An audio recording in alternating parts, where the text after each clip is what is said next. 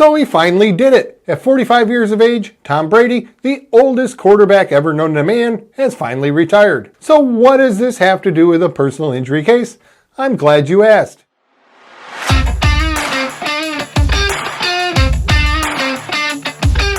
Hi, I'm Jim Curtis. I'm an injury lawyer here in the Sunshine State of Florida, and I help people recover physically and financially after an accident.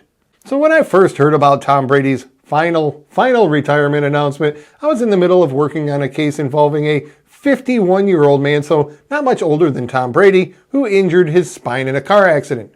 The insurance company's primary defense in that case is that my client's injuries pre-existed the accident because he was diagnosed with degenerative disc disease, which happens over the course of time, and it was mentioned in his prior medical records before the crash that he complained of back pain on a couple of occasions, although he hadn't had any complaints for several years and he'd never had any prior treatment.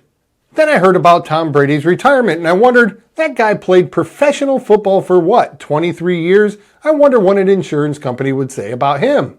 I mean, given the years that he played, you would think that more likely than not, he has some pre-existing injury or condition. And I'm sure that after all the years of taking those vicious hits, each one representing a separate traumatic event, that he's also bound to have some degenerative problems like arthritis in his spine. If this is true, and I can say that I don't know anything about his medical history other than what's been reported, but if he does have, let's say, degenerative disc disease like a lot of people his age do, Tom Brady is also a great example of someone who, by all appearances, has no symptoms or is what would otherwise be known as asymptomatic. You see, as we age, most of us will suffer some degree of degeneration. It's called the aging process. And I can say because I represent a lot of people who've suffered spinal injuries in car accidents, so I'm going to use the spine as an example, but some people can have pretty severe degenerative disc disease and be asymptomatic, never know about it for their entire life. But for others, a single traumatic event can make that otherwise asymptomatic condition become symptomatic. And then there are those who have symptoms before a crash, and then the crash aggravates the condition and makes it worse, which is like the case I was working on when I first heard about Tom Brady's retirement.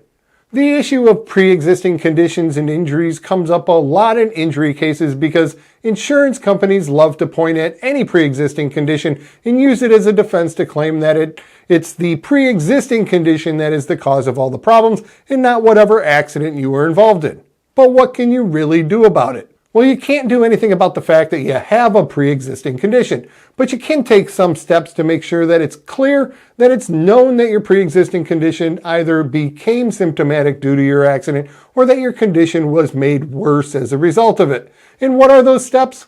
Well, let's discuss them. Number 1, report your accident immediately. Making a report of your accident at the time it occurs is extremely important, whether it's calling the police after a crash or reporting a slip and fall to store management. This is your first opportunity to document the event and, more importantly, any corresponding symptoms that you may have. This is also the first place the insurance company is going to look to see if you made any complaints of pain. If you report pain immediately after an accident, it makes it a whole lot easier to point at that accident as the cause of your pain rather than having it be due to some pre-existing condition. To the contrary, if you don't report it, or worse yet, you report the accident but don't report your complaints, the insurance company is going to think that you were fine at the scene, and it'll make it a whole lot easier for them to say that any later problems aren't related.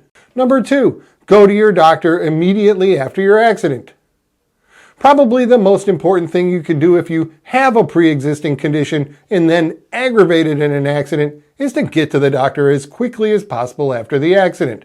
This is true even if your condition was asymptomatic. You see, the longer you wait to go to a doctor after your accident, the more that there will be what the insurance companies call a gap in treatment. And in this scenario, the gap would be the period of time between the date of the accident and the first date of treatment. The longer this period of time, the more the insurance company will argue that the accident didn't cause your problems. This is especially true if you had prior treatment for your condition.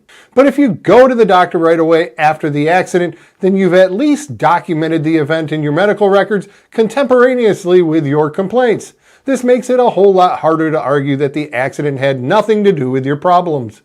And number 3, tell your doctor how your symptoms are different. This obviously only applies to someone who has had prior treatment for a condition and not someone who didn't know about it before an accident. If you've had prior treatment for your condition, telling your doctor how your symptoms are different or worse, and I mean actually describing the difference, is very important so that your doctor can write this in your records. The closer this is documented to the accident, ideally on the same day as your accident, the better off you are. And then it's all about consistency from that point on. So what can we learn from Tom Brady? Well, if you keep yourself in peak physical condition like he does, a little trauma apparently won't affect you, even if you happen to have a pre-existing condition. I mean, the guy barely ever missed a game.